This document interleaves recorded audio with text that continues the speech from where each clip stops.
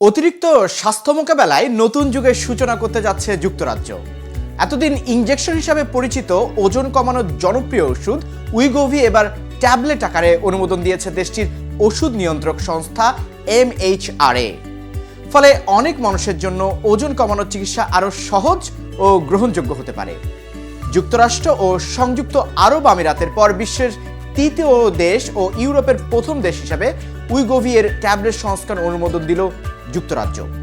এটি ওজন কমানোর জন্য অনুমোদিত প্রথম GLP-1 রিসেপ্টর অ্যাগনিস্ট পিল।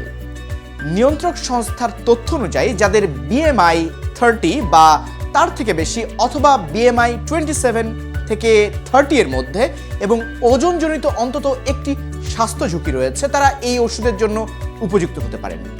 ক্লিনিক্যাল পরীক্ষায় দেখা গেছে সর্বোচ্চ ডোজ গ্রহণকারীরা 64 সপ্তাহে নিজেদের শরীরের ওজনের প্রায় 14 থেকে 17% পর্যন্ত কমাতে সক্ষম হয়েছেন, যা বিশেষজ্ঞদের মতে অত্যন্ত উল্লেখযোগ্য ফলাফল।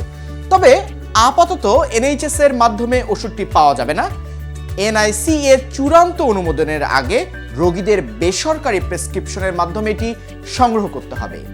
বিশেষজ্ঞরা মনে করিয়ে দিয়েছেন উইগোভি কোনো ম্যাজিক পিল নয়। দীর্ঘমেয়াদী ফল পেতে স্বাস্থ্যকর খাদ্যাভ্যাস, নিয়মিত ব্যায়াম ও জীবনযাত্রার পরিবর্তনের বিকল্প নেই।